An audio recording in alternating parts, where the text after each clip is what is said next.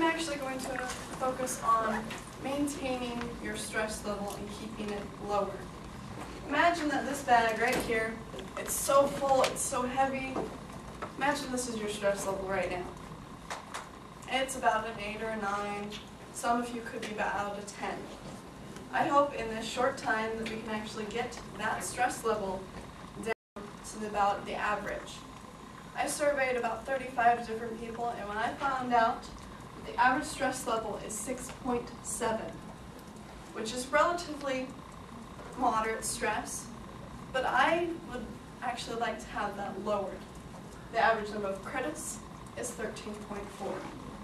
Some people were taking 21, some people were taking 7. Just to give you a wide variety. Today I'm actually going to be talking about 3 different ways that you can actually decrease your stress. The first one being talking with other people, socializing, getting enough exercise, maintaining your present self. The second way, which will involve the balloons a little bit later on, is actually learning how to breathe properly. The third way that I will discuss is time projection imagery. Now back to the first way that you can decrease your stress is just talking with various people. If you don't have a friend or family member close by, see the counseling center if you absolutely need to. They are wonderful people. They can help you out with anything that you absolutely need. Exercise, of course, we've had several different speeches on them. Please exercise. It'll actually help to decrease the amount of stress. Now we're going to move on to the second point and learn how to breathe. In Stress Free for Good, it has an excellent reference of how to learn how to breathe. This book was actually published in, I didn't write it down, in 2005, I believe. So today, I'm going to teach you how to learn how to breathe more effectively and properly. Normally, you would have to do this every single day for a little bit, about 5 to 10 minutes every day. You can actually do this in your car, while you're in class, or whatever it may be. Now, imagine that this is your air cavity right now. Look at how much space you have to fill up.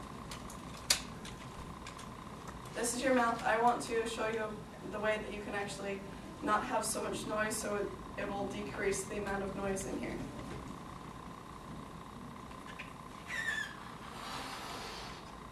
Please, when you distinguish your balloons, make sure that you hold it right by the tip and just let it go. This way we can decrease the amount of noise in here so there's not as much laughter. Now when you're first beginning to learn how to breathe, I actually have 2 balloons here just because I've already played around with this one. Look at the difference. That's how much stretched out your balloon could become. So I want you all to pick up your balloons. Sit up nice and straight and tall.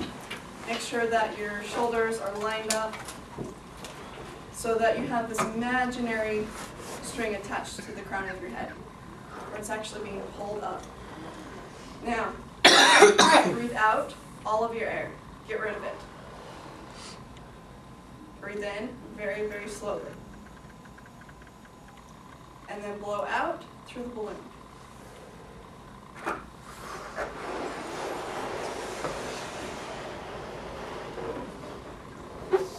Now, most of you are going to be very different in size. I see a few that are not as big as others. This right here is not too great of an air quality. It could be better, but because I am speaking, it's not going to be as good. Excuse me. The other nice way about this is you can also add humor into it. You can actually laugh and make yourself laugh. Now I want you to do it again. Breathe out all of your air. And breathe in. And breathe out.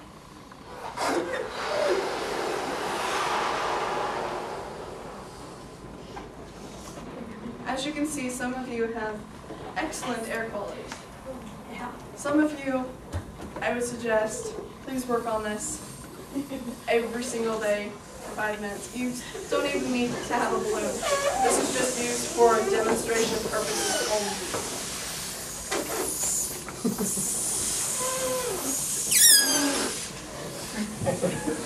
Now that we've had all of our fun, it's time to get really serious. Most of your stress levels right now, I believe, are lower than they have. Am I correct? Okay. We're next going to move on to the time projection imagery. This right now, imagine yourself right now as you are today. What are you going to be like in 3 months? Is that particular circumstance going to decrease?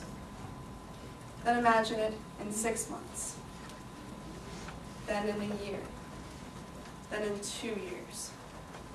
And if that's not enough, then go up to 5 or 10 years, or as much as 20 years if you absolutely have to. I do not recommend going up to 20 years because you really don't know where you're going to be at. I recommend going up to 2 years. Now, there were several different surveys done online through various journals. And in this one, we are actually going back to, it was taken from College Students in Stress in 2007. And it says, the most common coping strategy currently used by participants to manage stress was talking with friends, followed by eating comfort foods. So those two are the best ways that you can actually to diminish your stress. So in summary, we know now 2 and 3 different ways of how to better manage our stress. And I hope that you all will continue on your path to greater health and greater reading.